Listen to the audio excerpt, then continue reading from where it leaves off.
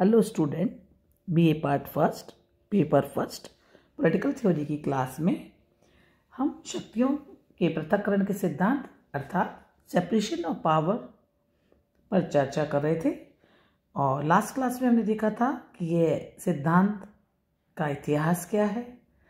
और इस सिद्धांत की विशेषताएं क्या हैं। शक्ति पृथक्करण के सिद्धांत का तात्कालिक राजनीति पर बहुत अमिट प्रभाव था और अमेरिकी संविधान निर्माता इस सिद्धांत से बहुत प्रभावित थे और इसी कारण उन्होंने अपने देश में अध्यक्षात्मक शासन पद्धति को अपनाया। शक्ति पृथक्करण सिद्धांत की आलोचना भी की जाती है, इसका समर्थन भी किया जाता है। दोनों ही पक्ष इसके बारे में प्रचलित रहे हैं। आज की क्लास में हम इसके पक्ष में तर्क पे चर्चा करेंगे। सबसे पहली बात जो इस सिद्धांत के पक्ष में कही जाती है वो यह है कि सेपरेशन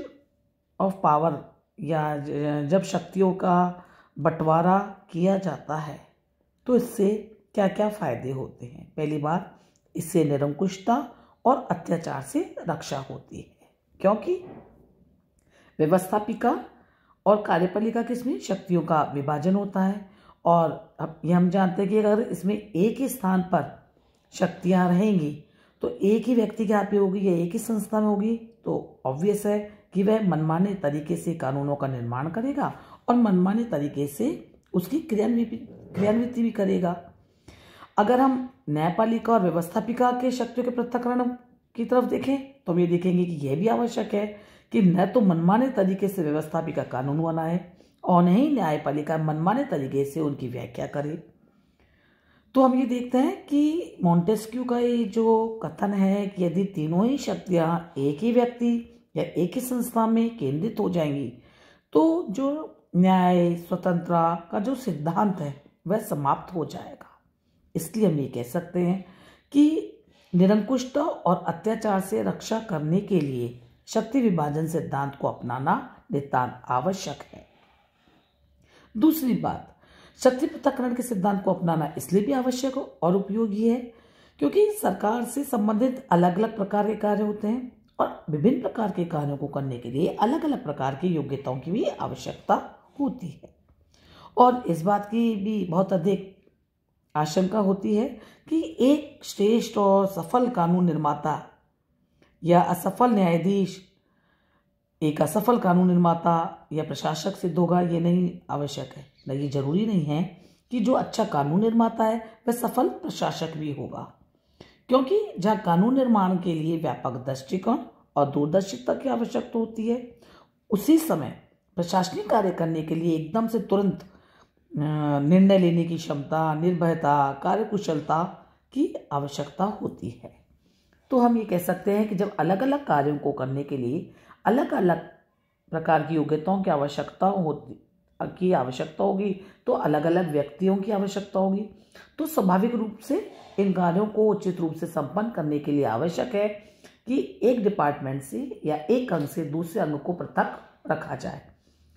और जब ये व्यवस्था होगी कि अलग अलग अंगों में अलग अलग प्रकार से अपने अपने कार्य को श्रेष्ठ तरीके से करेंगे, अपनी अपनी योग्यता से करेंगे, तो जो रिजल्ट आएंगे वो भी बहुत अच्छे आएंगे। तीसरी बात या तीसरा इसका जो पक्ष में जो तर्क दिया जाता है वह यह है कि जो मॉडर्न गवर्नमेंट्स है या वर्तमान में जो लोक कल्याणकारी राज्य की अवधारणा है, इसमें भी हम देखते हैं सरकार के कार्य बहुत अधिक बढ़ गए हैं और हम ये किसी भी एक अथॉरिटी से इस बात की आशा नहीं कर सकते कि वह सभी अलग अलग तरह के कार्यों को सफलतापूर्वक संपन्न कर सकेगी। ऐसी स्थिति में ये अच्छा है या ये भी ठीक होगा कि सरकार के तीनों अंग के पास अलग अलग विभाग हो, तीनों अंगों में कार्य और शक्तियों का विभाजन हो, तो सरकार का जो कार्य है वो श्रेष्ठ रूप से संपन्न हो सकेगा। क्योंकि वेलफेयर स्टेट का जो कॉन्सेप्ट है, इसके अंदर राज्यों के कार्यों बहुत ज़्यादा बढ़ गए हैं और राज्य अपने कार्यों को अच्छे से अंजाम दे सकेंगे तो ये तभी हो पाएगा जब सरकार के जो तीन अंग हैं, कार्यपालिका, व्यवस्थापिका, न्यायपालिका, ये तीनों अंग अपने अपने कार्यों को यथोचित स्थान पर, यथोचित तरीके से, यथोचित योग्य स्तर से करें और उन कार्यों को पूर्णता का अंजाम दें। अंतिम बात जो इसके पक्ष में कही जाती है सिद्धांत के, कि शक्ति प्रदर्शन सिद्धांत को अपनाने से न्यायपालिका पर व्यवस्थापिका या कार्यपालिका का कोई प्रेशर नहीं होगा और ऐसी स्थिति में न्यायपालिका निष्पक्ष रूप से स्वतंत्रता से अपने निर्णय ले सकेगी। और ऐसा नहीं होगा, और तीनों अंगों में अगर शक्तियों का सेपरेशन नहीं किया जाएगा, उनका बंटवारा नहीं किया जाएगा, तो ऐसी स्थिति भी बन सकती है कि न्यायपालिका की निष्पक्षता और उसकी स्वतंत्रता खतरे में हो और व्यवस्थापिका और कार्यपालिका उसको मनमाने तरीके से अपनी बात उनसे मनवाने का प्रयास करें। तो हम ये कह सकते हैं कि शक्ति पृथक्करण के सिद्धांत का कारण मनुष्य की जो स्वतंत्रता है, उसके जो उस प्रजातंत्रात्मक जो सिद्धांत है, सरकार की जो वैधानिकता है, या हम ये कह सकते हैं सरकार आधुनिक लोक कल्याणकारी राज्य में जो वेलफेयर स्टेट का जो कॉन्सेप्ट है वह तभी सफल हो सकता है जब सरकार के सभी अंग अपनी अपनी जगह पर अपने अपने कार्यों को भलीभांति अंजाम दें। लेकिन इसके साथ ही साथ हमको इस सिद्धांत के दूसरे पहलू की तरफ भी देखना होगा, और ये देखना होगा कि यद्यपि हम ये देखते हैं कि शक्ति पृथक के सिद्धांत बहुत महत्वपूर्ण हैं और इसके बहुत फायदे भी हैं, लेकिन हम ये देखते हैं कि इसमें कुछ कमियां भी हैं। और सबसे पहली बात कि इसको ऐतिहासिक दृष्टि से गलत माना जाता है। क्यों? जब हमने आपको शुरुआती क्लास में, जब पहला क्लास में हमने बताया था कि मॉन्टेस्क्यू ने इस सिद्धांत का प्रतिपादन इंग्लैंड की तात्कालीन शासन व्यवस्था को के ऑब्जर्वेशन के आधार पर किया था। लेकिन ये सत्य है कि इंग्लैंड की शासन व्यवस्था कभी भी शक्ति विभाजन के सिद्धांत पर आधारित नहीं है, क्योंकि वहाँ पे संसदात्मक शासन व्यवस्था प्रचलित रही है और संसदात्मक शासन व्यवस्था में व्यवस्थापिका और कार्यपालिका में परस्पर घनिष्ठ संबंध होते हैं, या हम ये कह सकते हैं कि कार्यपालिका व्यवस्थापिका में से ही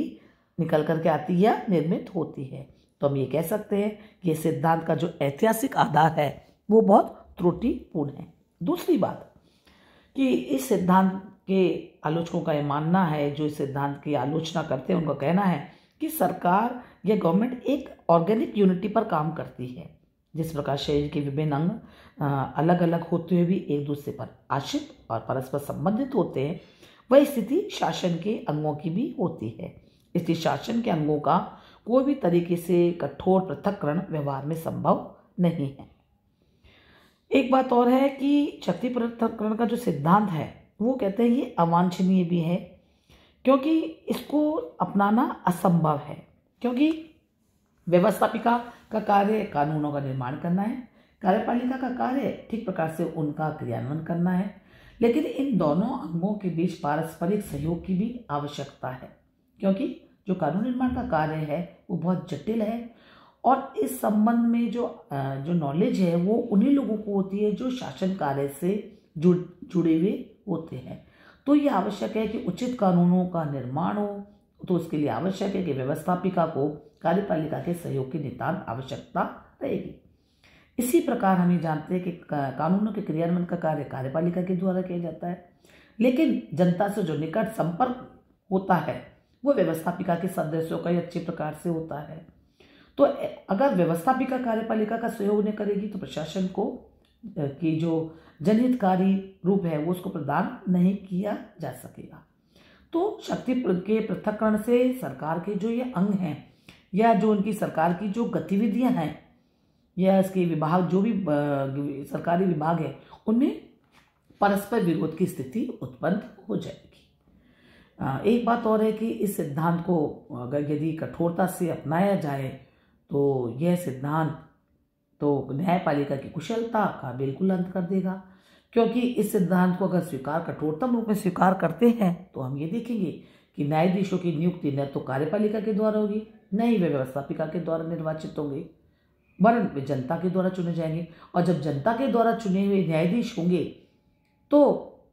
वे दलीय भावना के आधार पर, पक्षपात के आधार पर, क्योंकि वो चुन करके आएंगे जनता के द्वारा, तो जो भी दलीय राजनीति होती है, जो भी चुनावी राजनीति के जो गलत परिणाम होते हैं या गलत तरीके से जब वो चुन कर के आएंगे तो उनकी जो निष्पक्षता है, उनकी जो कुशलता है उस पर बहुत ज़्यादा प्रभाव पड़ेगा।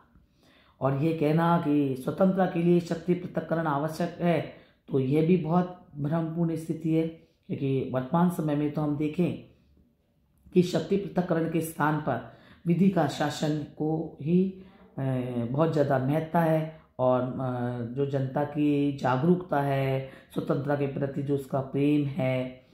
यहाँ तक कि वॉशिंगटन के शब्दों में हम ये कह सकते हैं कि निरंतर जागरूकता ही स्वतंत्रता का सच्चा मूल्य है। तो शक्ति पृथक्करण की जो ये आलोचनाएं की गई हैं उसके संबंध में ही ये कहा जाता है कि सिद्धांत को अपनाना न तो संभव है न ही वांछनीय है, लेकिन फिर भी हमें सिद्धांत को महत्वहीन नहीं कह सकते हैं। यदि सिद्धांत के अगर गूढ़ रूप में हम लें तो हमें देखें कि तीनों विभागों के द्वारा इसमें से कोई भी आपस में संबंध नहीं होना चाहिए, और लेकिन ये इसका कठोरतम रूप है। लेकिन अगर हम प्रैक्टिकली देखें तो इस शक्ति विभाजन का आशय यह होना चाहिए कि सरकार के तीनों अंग अपने अपने क्षेत्र में स्वतंत्र रहते हुए भी अनुचित हस्तक्षेप से बचे, उन्हें तीनों अंग अपनी अपनी सीमाओं में रहे। और इस रूप में अगर शक्ति विभाजन के सिद्धांत को हम अपनाते हैं तो वो न केवल उपयोगी होगा वरन वह जनता के स्वतंत्रता का रक्षक होगा, या फिर जो मॉन्टेस्क्यू जो ये कहना चाहता था कि शक्ति विभाजन के सिद्धांत को जिस रूप में अपनाना चाहिए, तो वास्तव में इस रूप की ही वह चर्चा करता है। धन्यवाद।